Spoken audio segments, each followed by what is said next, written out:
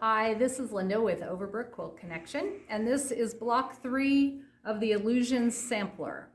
And this block has some Drunkard's Path, which we haven't done yet. And so I'm going to go through multiple ways of doing Drunkard's Path. The book talks about fusing it, which we'll go through that. The book also, or the pattern I should say, mine's a book, it's the shop sample, and I'm not sure where it will be in your pattern, but in my book, it is at the very back behind even the finishing. And there are templates and also instructions on how to sew your Drunkard's Path as opposed to fusing it. So I'm going to show you how to fuse it like they say in the book, or in the pattern. I'm also going to show you how to seam it, and I'm also going to show you fusible that isn't entirely fused. That's just kind of that windowing option that I used in a previous block. So, all right, the first thing we're going to do is the fused method. And for that, you are going to need your templates, but these are the templates that are in the back. I cut them out of template plastic. And if you need template plastic, be sure and let Amy know when she sends you your kit. And as you can see, this B piece is not just cut out of the A piece. It's actually bigger than that, okay? But because it has seam allowances, it has a seam allowance here and it has a seam allowance here. And you can see that in the drawings, and I should have noted that. You will be cutting them out on this outside line, but this inner line is actually your sewing line. So when you are doing the fused, you do not need the seam allowances because you're just going on top. So as you can see, this piece, this template is bigger, and this template is bigger. So what I did then was do a third template that I wrote applique on, because that then is the size of this this piece. This is all this is without seam allowance. So what I did was I cut out the squares like it said. Now it says to cut a 5 by 5 square of each of your colors, and I cut a 4.5 inch square because this needs to finish 4.5, and you're not really doing anything that's going to take any size off of it, so you don't really need to trim it down when it's done. I'll go through how they tell you to do it in case you want to do it that way. But what I did was take this applique template that again is the size of the B template without, I just traced on top of the seam allowance instead of the bigger, with the seam allowance off. And you can trace it on either side. I have already applied the fusible, and we've done fusible before in a previous block, so you've already seen that step. And then I marked, I put my template all the way out to the edge and just drew around it. Or you can do it on the right side. It doesn't matter, whichever. I mean, I did it on the right side because I wanted to see what was actually going to be left over, what I would be trimming off. But it doesn't matter how you do it. The fusible, they have always recommended having it be about 1/4 inch smaller than your outside piece. So instead of the 4 3/4 inch squares of fusible that they had you cut in the pattern, I did 4 1/4. So again, it would be smaller than the piece I'm applying it to. Okay, so once you have fused it on, then you can cut it off. And I'm just going to cut I mean, I'm gonna do it on the fusible. I think it's easier for you guys to see, certainly. And I'm just gonna try and make it as smooth and round as I can without any square corners or anything. Okay, so then this you're not gonna need. Then gonna take that off, and they have you use I just realized I have the wrong size square in front of me. Let me grab the right size square. Okay. It's background 2 that has the little rice pieces on it. Okay. So I will be fusing it onto this square, and this piece, 2 sides of it will match because they're both 4.5 inches. So that's why for me it was easier to go ahead and have it 4.5 inches to start. All right, I'm going to go over to the iron and I'm going to press that down. If you have a press cloth, it's a good idea to use it just so you don't have any adhesive get on your iron.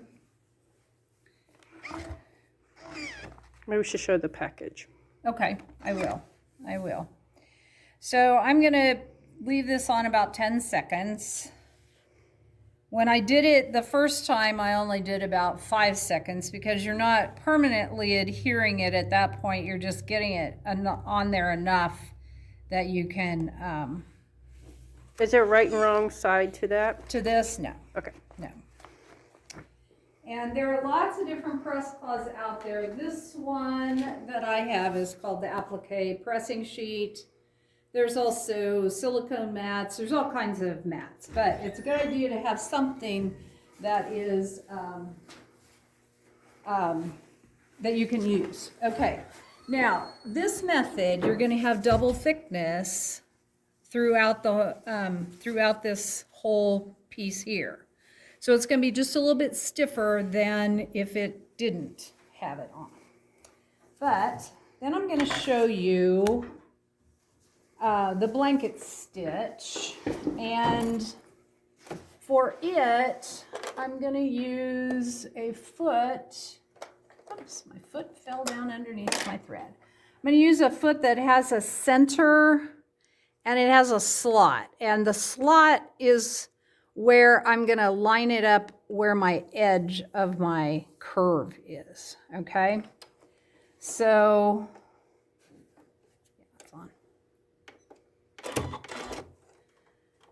all right, and I'm going to set my stitch. It just needs to be a real small little stitch, and it talks about it in the instructions. It gives you a width and a length. So I'm going to get my width and my length set right quick. Oops, went the wrong way. Okay, so the slot is where mine, and so hopefully you have a foot of some sort that allows you to see in really well, and also has a place that you can tell, that you can guide where this edge is. But I'm going to show you, I'm going to put my needle down right where the edge of that fabric is. And I'm going to go really slow, and as you can see, I'm stitching right next to, let me move over so Eamon can get in tight. I'm lining that up with the notch in my presser foot. Now, I am fortunate enough to have needle down and it raising my presser foot when I stop. But every time I'm stopping and it's raising up, that is when, if you don't have that feature, that's when you would raise your presser foot and adjust it a little bit. Now, when you do that, you want your needle to be on this outside edge. You don't want it to be over here, because if you move it when the needle is here, then when it comes back, it's going to be off and it's going to show that you adjusted it.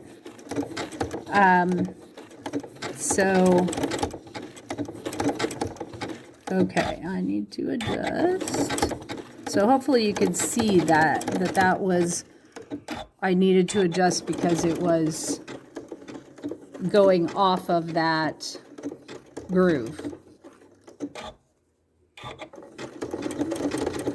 Okay, so I'll go ahead and finish this.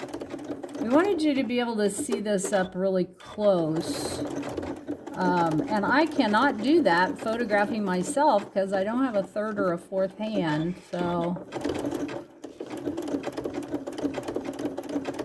And it is kind of hard to sew when you're on camera and you know you're being filmed.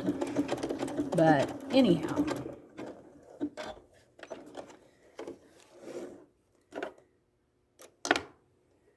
All right, so the stitching, you can't really even see. I'm using a gray thread, but this stitching is so close to that cut edge that you really can't even see it. All you see is just the little bites into the other fabric. Okay, so this is one way, and probably the simplest way, to do drunkard's path.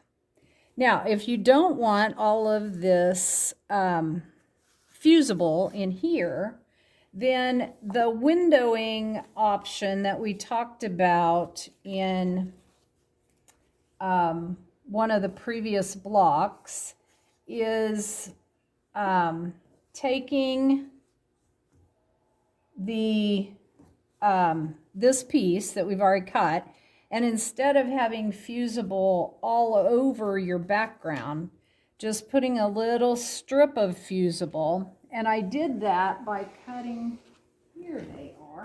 Where the heck did I put them?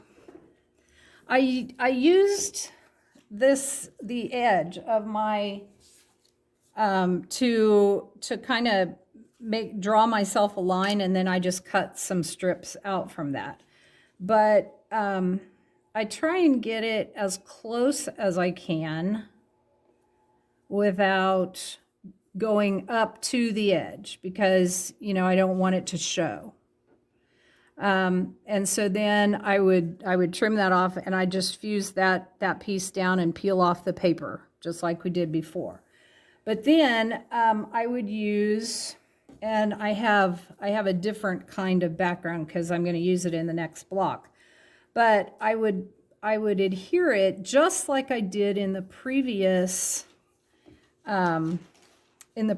example, but instead of all of this being fused, then there's just this little piece in here that's fused. And so I would do the stitching just like I did before, and when I was done, see, this is where it's been adhered. And so then I just hold up on what I don't want to cut and just start cutting with my scissors and cut all that out. So the only thing that has two layers is just right here in this little about ½ inch piece. So then the rest of it is more flexible. Otherwise, stitching it down is identical to what I just showed you. So that's another way of doing the drunkard's path. Okay. The third way is using pieces that you have cut from, whoops, I need that one. I need to get rid of that one. From these templates. So this is, you know, I cut it off of this template.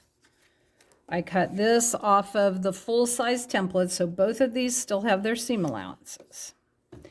All right, so this way we're going to be actually making a seam, and I will walk you through that. you know, part of me really wants to do all of them that way because it's no fusible, and I tell myself I should be able to do it as well as the other way. But I have to admit that it is much more smooth looking when I do it with the fusible and blanket stitch it. But anyhow, that's just me. You all may be better at it than I am. Okay, what I've done here while I've been talking is I finger press the center of both of these, and I'm going to put a pin here. All right, then this side stretches really well, and so you want to bring it out and pin it to where it is square with the edge of your little pie-shaped piece. And you'll do that on both sides. Now, in theory, you should be able to sew this without pinning anyplace else. But if you're not comfortable with that, feel free to go ahead and put more pins in.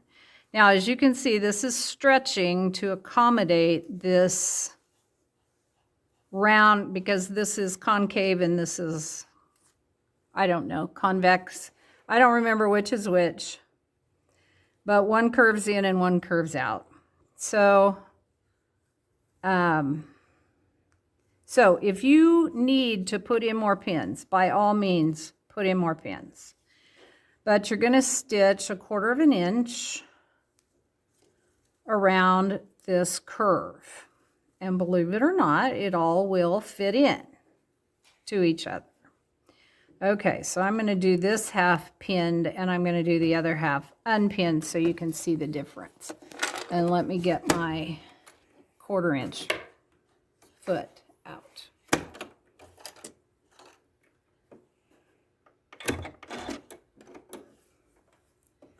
And change my stitch. Okay, so again, in theory, it should be like any other 1/4 inch seam, but you're really going to have to stop and adjust it a bunch. Maybe even more so than we did with and a little awl is always a good thing to have for one of these, because you really do feel like you need to hold things down in a whole lot of different places.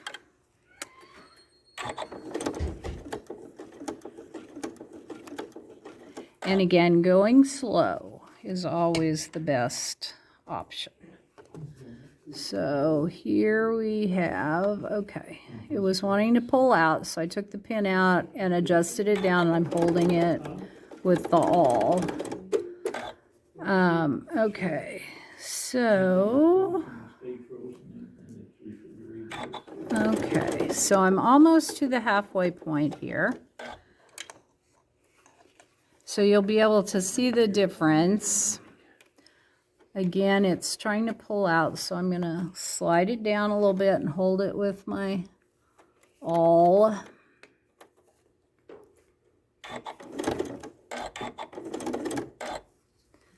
Okay, so then this is the side I did not pin, obviously. So you'll be able to see the difference. But I am just kind of sliding it over with the awl and stitching a few stitches. Now you have to kind of keep, where you have all this excess, you kind of have to keep it out of the way so you don't have any folds or pleats along through there. But if you have not done this before, I would suggest doing it more than once, just because it is, do it more than once, like ahead of time, maybe on some scraps or something. Okay, so I'm going to finish sewing this, and okay, we'll see how well I did.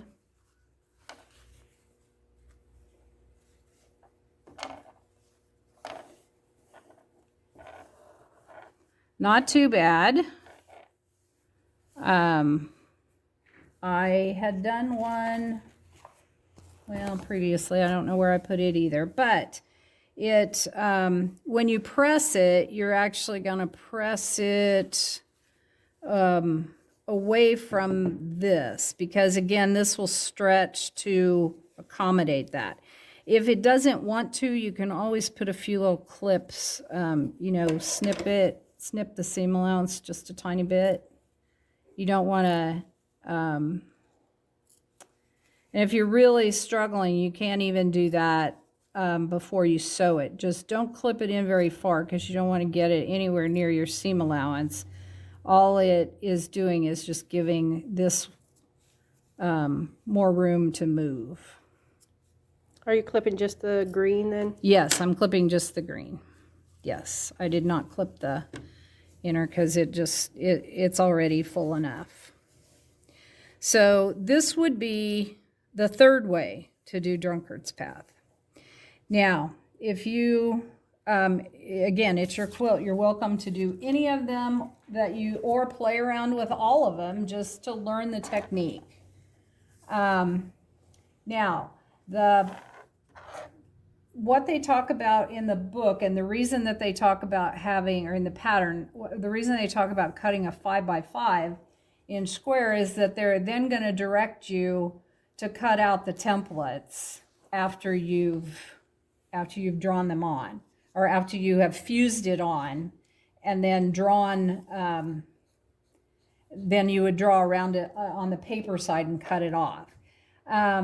Again, if you're doing this method and you're not doing the fusible, sometimes it does kind of want to draw it up a little bit as it's as you're stitching it. So it might not be quite as even on the edge, but I think it's hard to square it up. So, you know, once you've done this, I think it would be hard to square it up and find your way to the right size to know whether you need to trim off of this or whether you need to trim off of this. So that's why I kind of recommended doing a 4.5 inch square instead of a 5 inch square. And then 4 1/4 inch fusible. All right, so we're going to make 9 of those, and we'll put them together in rows. Now, when you do that, make sure that they have some where the light color is together and some where the dark is together. And so this is actually the bottom 2 rows that I have here. And if you'll notice, they have you pressing the seams opposite directions. So it will nest, so these seams will nest. So let me go ahead and finish sewing up my last row, and then I'll come back and show you this block completed. This is the finish of the drunkard's path blocks, all seamed together. And as you can see, the background makes a trail of its own. The color makes a trail of its own. So make sure you're careful on your layouts when you watch your pictures when you're putting that all together. But this block should measure 12.5 like all the rest of them. Okay, for our accent strips, we're doing half square triangles, which we've done previously, but this time they're having us do them a little differently. So we're only making 1 half square triangle instead of 2. So they have you draw a line. We're doing 4 inch squares, I believe. 4.5. Okay. So we're doing 4.5 inch squares. Draw a diagonal line, corner to corner, and then you're actually going to sew on or right beside that line. And when I say right beside that line, I mean just right on the inside edge of it. And what that does is it allows when you press it, it allows your fabric here takes up just a little bit of room. So it allows, you want the you want the piece you fold back to match the edges of the other half. And by sewing right on the other side of that line, that gives you enough room for that to fold back. And now you will be pressing towards the color, not the background. You'll be pressing towards the color. So once you do that, so actually it would be this way because I'm pressing towards the color. But once you do that, then you're going to cut off 1/4 of an inch away from your seam allowance. So these pieces that you take out are not used in this project. And then these, you know, check and make sure it still measures 4.5 inches square. Then these are going to be put into a strip set. And this is the strip set in the order that they have you do them. And there'll be 4, then this last one is loose because it's going to be, the other accent strip is going to be between this and this. Okay, so this is how you do the first accent strip. The second accent strip is super easy also. It is just rectangles. It's, they are cut 2.5 by 4.5. And what I did was I paired them up, and I just did sets of 2 of each, a color and a background. And then after I did my sets of 2, then I combined them all into the complete set. And it has you press them all the same direction except the second one over. The second one over, they have you press opposite because it's going to nest with the seams from this stuff, from the other accent strips. All right, so then the last step then is assembling the whole block, and it is using background 1, which is the plain background. And so let me go ahead, it's finished just like the other blocks we've done, so I'm not going to go through all that, but I will show you the finished block. So give me a little time to finish that up. All right, this is block 3 finished. As you can see, you've got some intersection points. Of course, you know, we framed the 12.5 inch block just like always, and then we put on these 2, and then this whole strip is 1. So the intersection point where they had you press the seam the opposite way, that's why they did that. So it would nest there, and it will nest here, and then you sew these together on either side of the half square triangle, and of course it shows you how to press those so it all nests together. So we have block 3 complete.